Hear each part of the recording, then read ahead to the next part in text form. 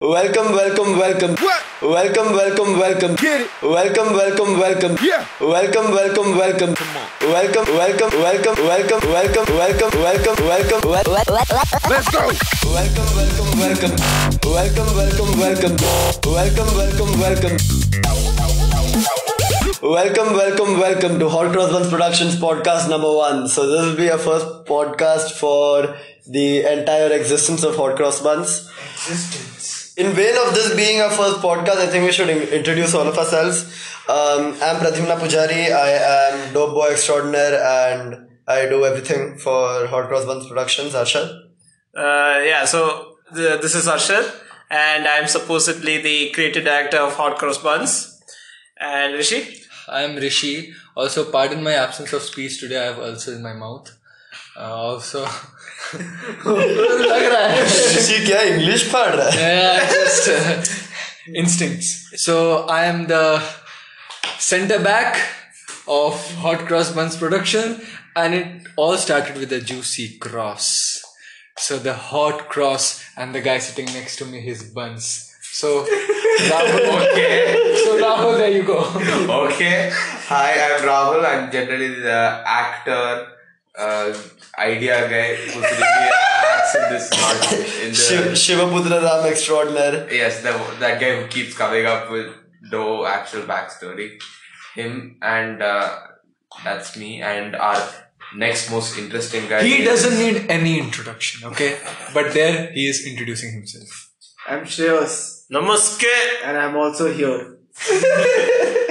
So, the first thing we'll be talking about is actually what a pain it is to make a goddamn podcast. Because, so currently we're recording on a phone in a pretty open space where the audio is all echoey and we don't have a camera. We need to be working on those things. Yeah, so like when Pradhyumna and I were just walking from our home to the studio, so Studio, he says. so our studio is somewhere In a Sipalya.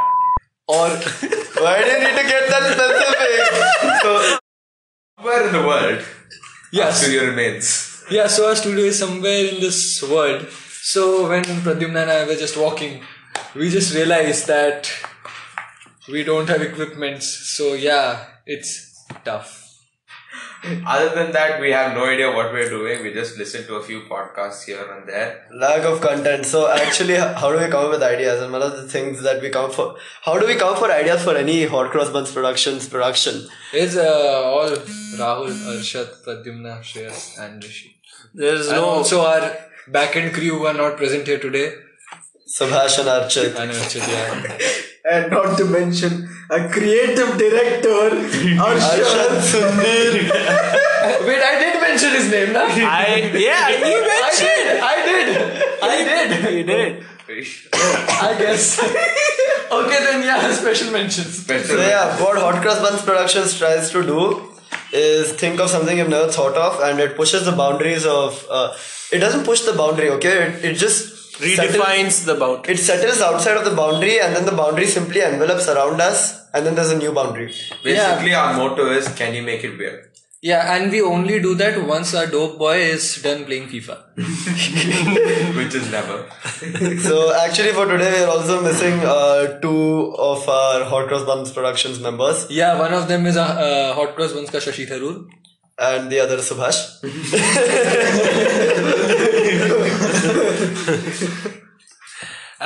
So, starting off with our first topic.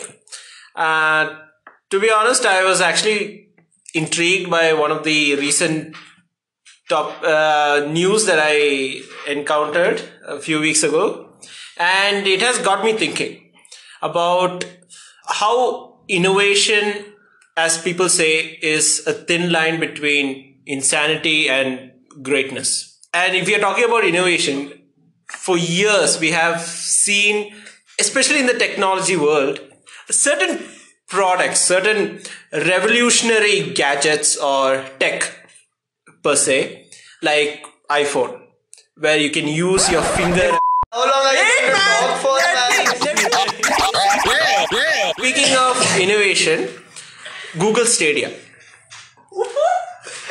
What? Amazing That segue. was a segue. Amazing segue there. What is this topic that I do not know about? Yeah! It is, so, Google Stadia.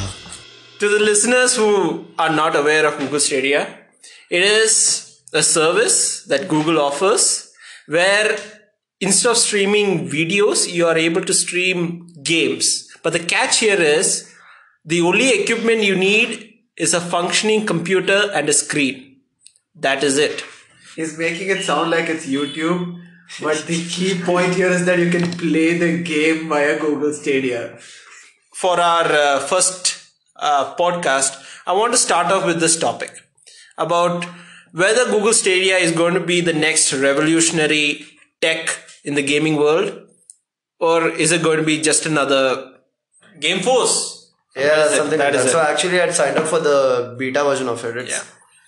availability in India, not so great, but see, it's a start, and that is where you get Google Stadia. And the exciting part about Google Stadia is that Google has the best servers in the world, has the fastest servers in the world, and Situated all around the world. That is the world. best part. And they are the best, most stable, most sizable servers on the planet in one unified system. So the streaming has to be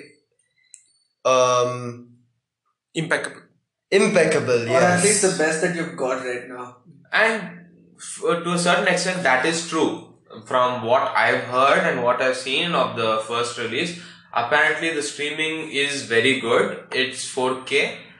And Not yet, but yeah, it in claims 3 to be months. 4K, but it hasn't been optimized properly. Yet.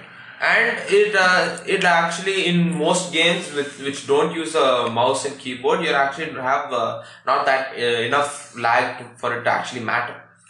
And when it comes to, any new revolutionary product will have its hiccups in the initial times, and I'm willing to let Google make some mistakes along the way, because Google is venturing on a path that very less people dare to walk. And my basic fear is, if Google Stadia kicks off and is a successful product, then what is the future of console gaming? That is the question that I wanted to pose today. Alright, so the thing with console gaming and PC gaming, right? People basically get a console so that they can game casually. People buy a PC so that, yeah, sure, they can game casually, but they can do much more on a PC, right? There's productivity related tasks that you can manage. There is a particular group of gamers who finds the adventure of building a PC as an art form. The adventure of finding the right equipments to build the PC, and after they do that, being able to use that power that they create to play the games. That is a satisfaction that can't be comprehended by the average consumer. So I'm wondering what will happen to those people. See, the PC and the console thing will always exist because streaming requires considerable processing power from the side of Google, and because you'll need to encode, and then your computer will need to decode the stream. And in encoding the stream, there's loss of quality. In decoding the stream, there's further loss of quality. And in the streaming itself, there's loss of quality because the transfer basically happens through fiber optics. So in fiber optics, you basically have a light that sends signals by blinking. And think about these fiber optics running from, say, 1,000 kilometers away from your house into your system, right? There's going to be a hell of a lot of signal decay. Now, of course, they've got repeaters in the optic network, but that is not nearly enough. So what happens is Google is claiming that you can play, say, something like The Witcher 3 at ultra 60 FPS 4K. A AAA title. So the point being that in this entire process, you don't get a finished product that actually looks like it's ultra 60 FPS 4K.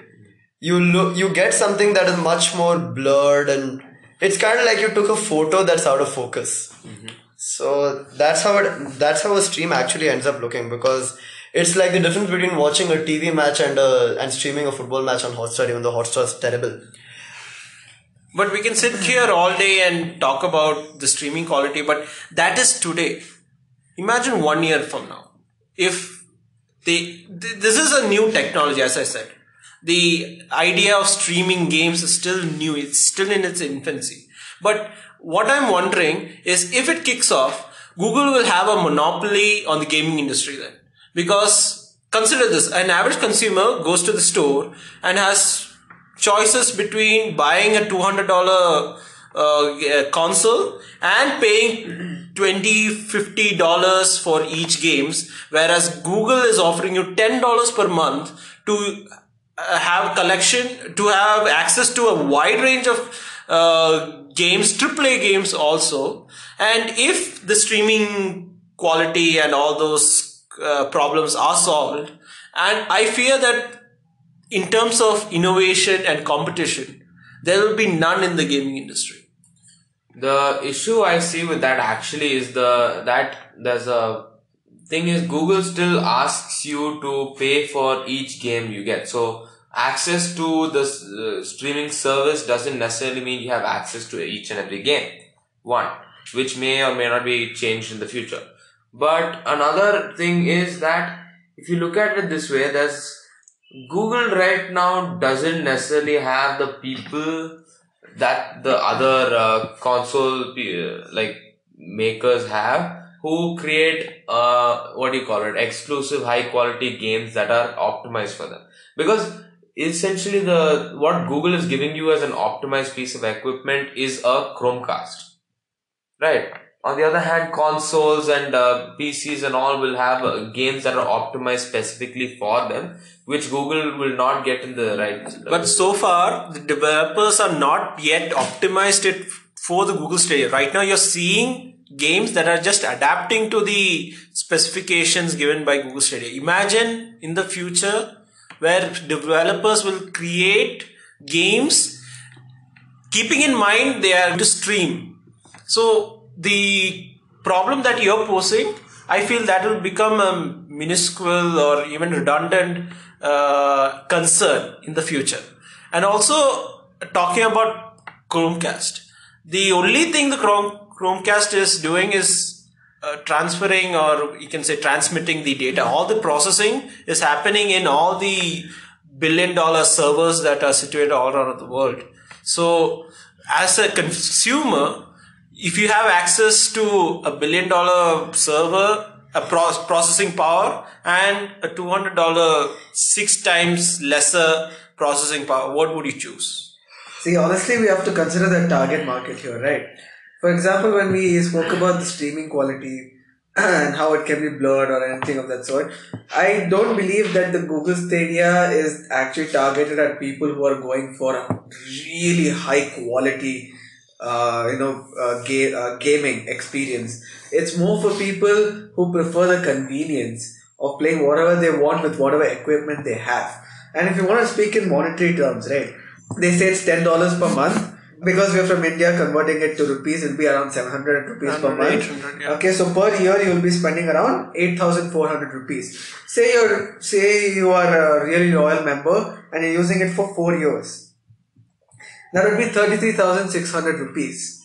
Now, if you want to invest in a good desktop, you would still be spending around 40,000 rupees, but you have to pay upfront. If you want to invest in a good gaming laptop, think of minimum 80,000. Oh, wait, if you're talking about the RTX ones, talk about 1,80,000. What? Okay, now look at the difference between a 33,600 and a 1,80,000 cost upfront. So when you have these considerations in mind, you will definitely see that it's for people who don't want to spend as much but still experience gaming as such in the way of storyline or just being involved in the part of the gaming process itself in terms of the AAA games that are coming out right now. You will have these minor run issues. See, they are actually only rolling it out on a trial basis for a year right now. Yes. So they have only one edition of the subscription out. I think it's called Stadia Ultra something. No, it's the highest grade that's available, and that one comes with a Chromecast, and also it's currently on a pre-order basis. It comes with the controller too, right? Yes. Yes. I didn't know that. So, with that, you actually aren't going to get the rollout to your normal consumers. And nobody knows what kind of barriers they'll put in their pricing. So, where are they going to cut down because you just bought the standard version of Google Stadia, the subscription? So that remains to be seen.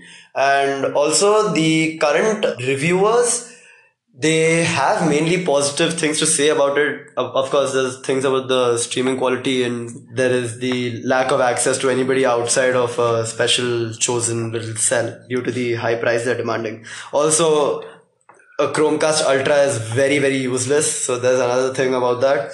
It's basically a gimmick into getting people to buy into Stadia. And it's working well so far, I would say. Now, the problem Stadia runs into is mainly identifying a proper consumer base, as Shreyas said. So the thing is, the way I see it is for people who want to go on the cheap, right? Anybody who is of a certain income class, they can afford the 180K to buy an RTX gaming laptop. And 180K, that is probably like a razor blade, man. Okay, no, that's a bit of an exaggeration. But You get a RTX 2060, Yeah. 120 hertz. basically a damn good laptop, which would give you, in the end, a much better experience than what Stadia can give you, because there is always an issue with latency in wireless games. So I would mainly say that Google Stadia is something made for single player games as well. The thing is, with multiplayer games, you're going to experience latency at two levels. So it is the servers at Google that are actually connecting to your game. Now there will be practically no latency at all, like maybe around 5 milliseconds, which is negligible. But from the server to your house itself, it depends on your own internet connection, which might be a problem for some. And that internet connection needs to be really strong, because when you're playing your normal multiplayer game, all you're doing is sending small packets and receiving small packets.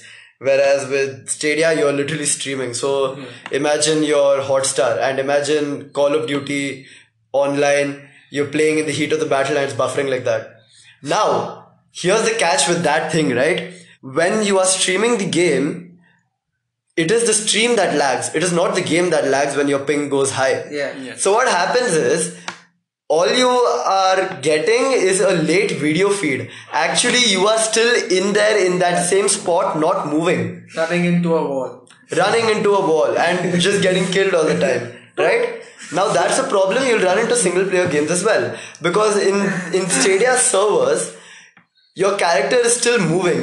It is accepting your keyboard command. But then on your screen, you're rubber banding. Yeah, which will make it very crazy when you actually come back into proper connection, because you'll be dead. To pay respects. Yeah, and even with Google's extremely atrocious, and I mean atrocious in a very good way over here, I just tend to do that kind of thing, and with that kind of processing capability, these problems still exist, and that is something you cannot avoid unless you have extremely high wavelength standards coming in, like 5G. And for that, you need to have greater protection for the signal itself, because high wavelength means higher obstruction, higher decay of signal, essentially. Yeah, so the point that Pradhyumna raised is a valid one and is a real concern among gamers. But again, as I said, it is still a new technology out there, and so I wouldn't hold this against the idea itself. And wrapping this topic up, Google Stadia is a revolutionary technology that is out there right now. Fear revolution. Yes, it is a revolution to be feared, on the note that whether or not the gaming market will become monopolized into a monopoly. If that happens, will innovation take a hit? कोई नहीं, मैं तो mini clip वाला हूँ. तू mini clip कैसा use करता है? ब्रो, कार पार्किंग्स और एरोप्लेन पार्किंग गेम खेलता हूँ ब्रो. भाई गूगल यूज करता है ना एक्सेस करने. Okay. I'm a Zapak.com loyalist and I take offense. Okay, moving on to a more casual, or you can say lighter topic. Mass bunking. I am very glad the word mass wasn't followed by extermination.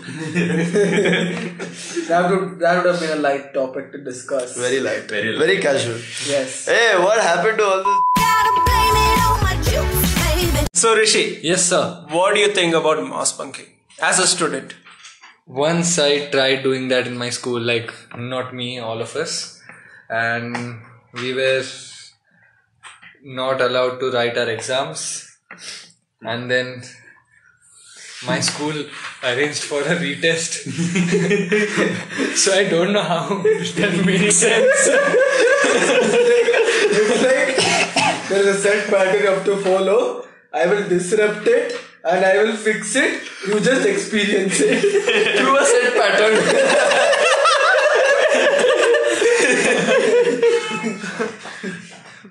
So I actually have no views about it, because me indulging in mass bunking was very much Negative experience. नहीं अरे procedure वाला था. उसका English नहीं आता. But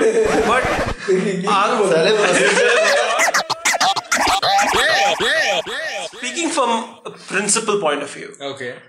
mass bunking is a non-verbal communication that expresses the student's disapproval of something. And that is the freedom of speech that this country is built on. So basically a protest. A form of protest. I'm amazed how a non-verbal sign of rebellion is a part of our freedom of speech.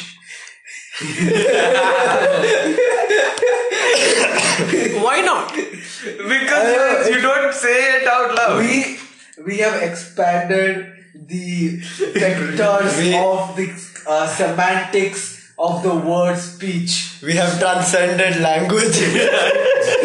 We basically express our freedom of speech without speaking. Alright, so if you want me to counter the idea of mass bunking, so at the end of your graduation, your college essentially gives you a certificate that says, you know what, you've completed this course and you are supposed to be a person who knows all of these things.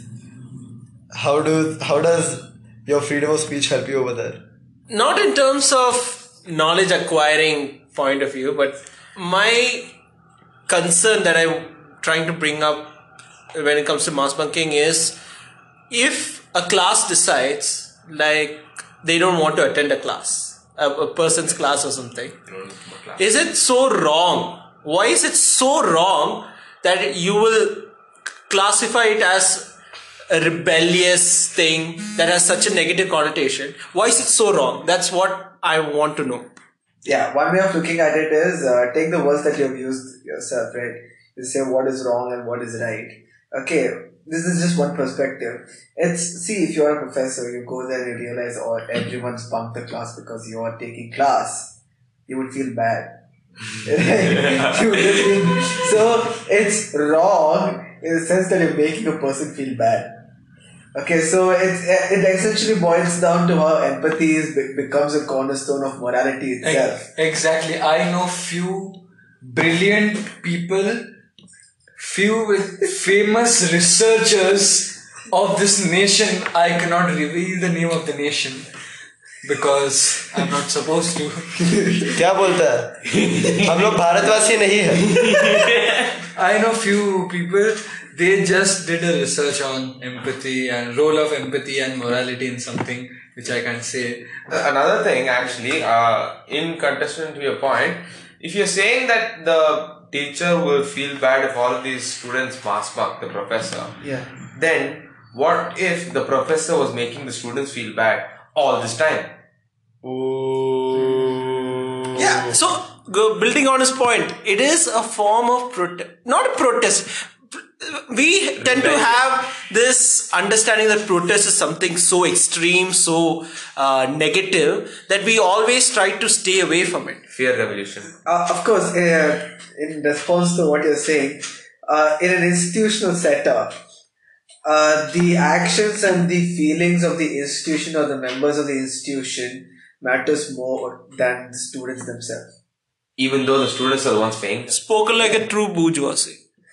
Yeah, I'm not saying that it is right. I'm not giving any there is no normativity in my sentence. All I'm saying is that the feelings and thoughts and actions are overvalued when it's actually coming from the side of the management themselves. So, for example, sending a professor there or the professor is actually a sort of representative of the management. I look at it very much in terms of what a degree you get in the end represents. It's the same reason why when you have lesser than 75% attendance, you don't get a degree. I'm not saying that it's an objective method of saying that this person does not know anything, but He's stupid. But the degree that you get essentially means that you are somebody who is worthy of knowing such things, who is worthy of knowledge and has received this knowledge in a manner that is practically applicable. Okay, my last question related to this topic would be, why do we associate mass bunking with only students? Like, I would want to be the first teacher who would teach us mass bunking. Hell yeah, I would say that we are actually a shit bunch of students. Okay, not the people exactly sitting over here. Okay, but yeah, we okay, just saying we aren't students, okay?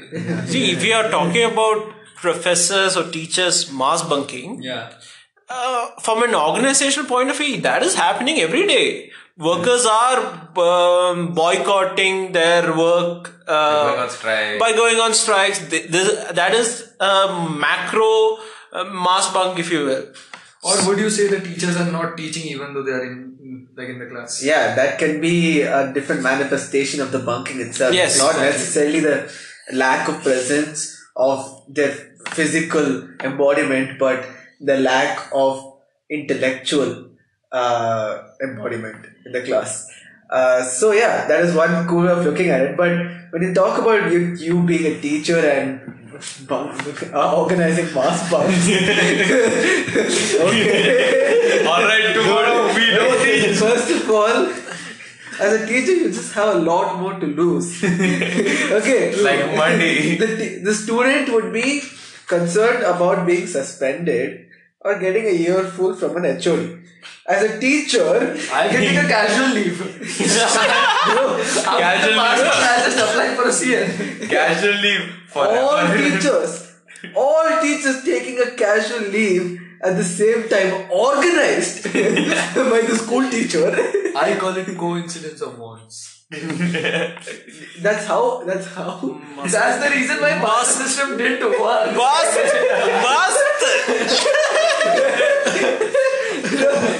That's how everyone explains mass bunking. It's like I had a medical emergency. It so happens that my friend also had dengue. I call it Kudrat ka karishma. No, if you're talking from a legal point of view, the burden of proof rests on the accuser, that is here the institution. They have to prove that there has been some collaboration between the people who they are having a problem with, where the institution have to show that these people have conspired and has arranged a mass bunk. As long as that doesn't happen, it is the institution, legally speaking, cannot punish the people.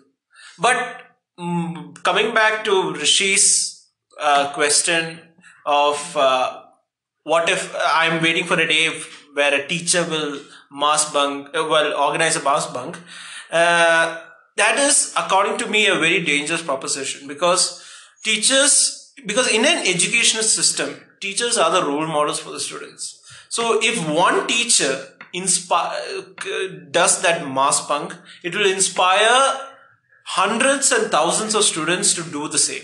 And that will just create a domino effect of everyone is like bunking themselves off or something. Yes. The plus point is Rishi gets to be a cool teacher. Also, by what's happening around us and the institution where we are, don't you think that's happening? Teachers mass bunking on Friday and Saturday, and there's the student mass bunking on Saturday. Okay, this line needs to be cut. Arshad, when you spoke about the law, right? Yeah. This entire thing actually happens within the system. Yeah, as in like it operates on the grey area where you can't persecute anyone for anything. For example, when you say that you have to provide adequate proof to say that these people actually conspired, it works the other way around as well. For example, institution might just say, well, we don't feel like conducting exam for you guys. And it's completely in their power to not conduct an exam because all the autonomy is given to them. And it's not like they're legally punishing them because there's no way to prove that it's a direct reaction to the conspiracy that actually occurred in this thing in the beginning. So when you consider these things, you can't just quote the law and expect people to work in law on the basis of law, because most social relations have this dimension that exists outside the law, which is why there are certain people act in certain ways.